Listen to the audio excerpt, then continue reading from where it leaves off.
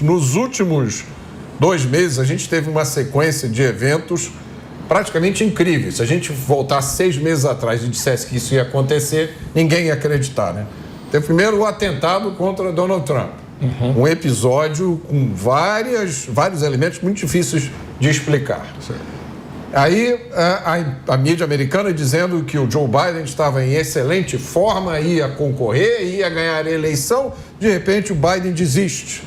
E a mídia americana agora mudou a narrativa e passou a dizer que, na verdade, a vice-presidente é agora a candidata fantástica. E ela parece, para muita gente, né? Durante esse tempo que eu passei nos Estados Unidos, eu vi muita gente criticando, dizendo que ela é simplesmente um símbolo woke, um símbolo progressista. Uma mulher que veio de uma minoria, então ela é uma candidata inatacável. Qualquer ataque que você faça a ela vai ser caracterizado ou como preconceituoso ou como misógino. Para onde vai os Estados Unidos agora? Levando-se ainda em consideração essa questão que você falou da religião, que também é uma questão quente nos Estados Unidos. Professor, começa. Então, acho que é o seguinte, aí a gente tem um período único nessa eleição americana, né? Você tem tantos fatores ao mesmo tempo que eu não imagino em outro período da história a gente ter uma situação dessa. Então, você tem um dos candidatos com uma discussão judicial se poderia ou não continuar sua candidatura, assumir ou não a presidência, né? Que é Donald Trump, com questões dele sobre essas questões judiciais, atribuindo a essas forças para impedi-lo de assumir o que estão tentando com essas ações judiciais esse objetivo. É uma questão importante para discutir. Você tem o filho de Joe Biden também com questões jurídicas muito relevantes, inclusive internacionais. Você tem um candidato que não era para ter chegado a este momento, que é Joe Biden, que já há 4 anos atrás, na campanha anterior, mostrava muitas fragilidades. Não estou falando de questão de idade, eu acho que está mal colocado. Fragilidades de saúde, de disposição, eu acho que elas existem, é fato. E já existiam há 4 anos atrás, se agravaram depois com o tempo. Então, não era para o Partido Democrata não ter construído uma alternativa e não construiu. Até o Partido Republicano, que tinha um candidato forte como Donald Trump, teve lá candidatos outros, 3 governadores com bastante potencial também. Não foi para frente, mas tinha essas alternativas. O Partido Democrata não. Então você também joga nesse caldeirão de confusões aqui. E esse candidato mais fragilizado leva até os 45 do segundo tempo a sua candidatura já não viável, como já se havia percebido. E aí tem o atentado a Donald Trump, né? Também que é um fato político relevante. O atentado ao candidato à presidência, e até comentei muito que mesmo que ele não fosse candidato, um atentado a um ex-presidente americano já é fato político relevante. Ainda mais ele que tem uma série de representações, né? Ele tem posições fortes. Então teria um efeito ali. E aí aparece Kamala Harris, uma candidata improvável, ela não construiu essa candidatura, né? E aí também representando minorias, etc. Então, este ano é um ano realmente que a gente tem muitos fatores na mesa, na mesma eleição. Então, acho que é um ano único em discussão de eleições. O que para mim vai fazer uma divisão de águas em respeito a Kamala Harris vai ser a participação dela no futuro debate com o Donald Trump, que a gente já sabe que ele se vai bem sempre.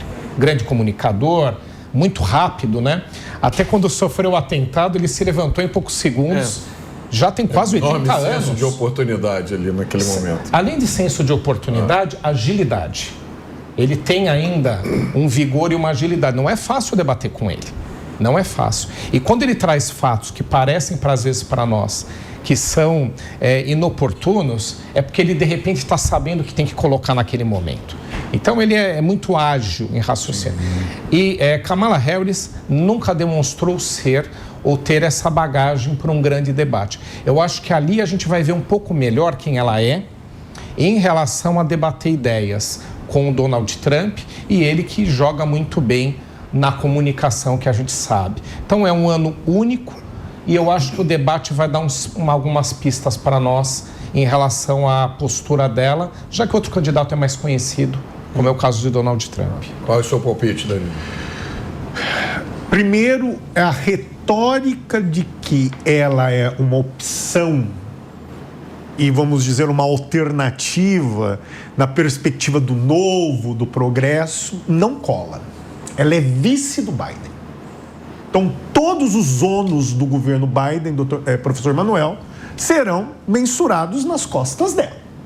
Esse é o primeiro ponto.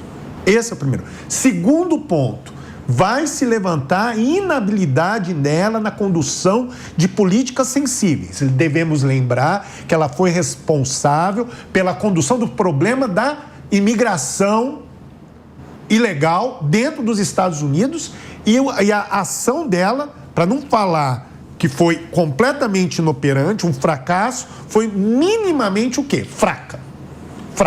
Então isso vai ser levantado principalmente no setor vinculado ao quê? Ao eleitorado latino, por exemplo. Esse é o ponto. Segundo, ela é uma promotora, acreditamos que ela tem até um poder de oratória, mas ela não... A gente vai pagar para ver sobre o traquejo nos debates. De qualquer forma, o Trump é favorito, porque eu sempre digo isso. Democracia tem um dado interessante. O eleitorado é fascinado por martírio. Há um encantamento dentro da democracia com esse messianismo sacrificial. Isso é próprio da cultura, o quê? Inclusive cristã, né? Do sacrifício. Né? E, inclusive, vocês mesmos falaram da oportunidade, aquele senhor de 80 anos se levantando, é como se fosse a fênix ressurgida dali. Então isso encanta, somado à ideia que Trump tem a retórica, lembra que eu te falei da ideia da sociedade midiática, da sociedade espetáculo. O Trump tem uma retórica demótica. Vende a ideia que ele é a voz do homem comum, do homem americano, que busca o sucesso pela filosofia tradicional americana e que há hoje um abismo entre os Estados Unidos institucional e o homem comum. Ele é a voz. Então, esses são fatores que colocam Trump, ao meu ver, na frente nessas eleições. Seu palpite, né? Eu também queria trazer que estas eleições vão ser em Estados Unidos críticas também para Israel, né?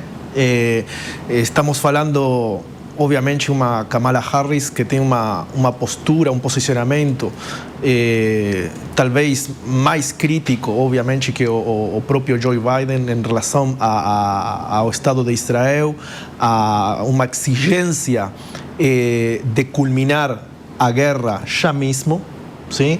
Sem que Israel tenha ainda atingido os seus objetivos militares contra Hamas, e um presidente como Donald Trump, que foi o presidente mais pró-israeli da história dos Estados Unidos. Foi responsável pelos acordos de Abraão. Muita gente não sabe exatamente disso, né? E além disso, a gente tem que tomar em conta um fato que eu acho que foi bastante importante.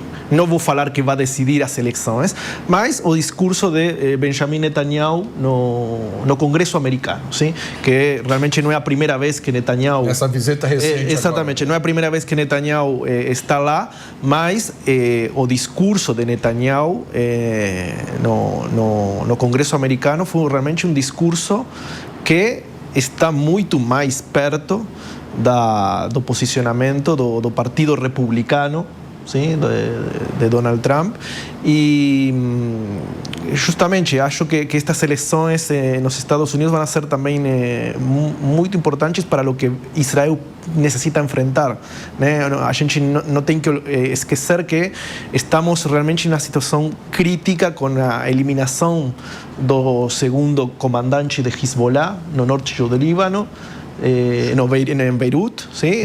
O segundo de Hassan Nasrallah, ontem a eliminação de Ismael Haniyeh, o líder de Hamas, e realmente a gente está em um momento que Israel está esperando uma resposta de Irã ou de Hezbollah de forma realmente preocupante. Sim? A gente já está em Israel, estamos falando de uma próxima guerra com Hezbollah y sus próximos, incluido Irán. Ia acontecer em algum momento. ¿Sí? Entonces, Vai acontecer em algum momento. Exatamente, para Israel va a ser realmente fundamental o resultado das próximas eleições, mas também Israel aprendeu ao longo da história que também tem que depender também de si mesmo, né?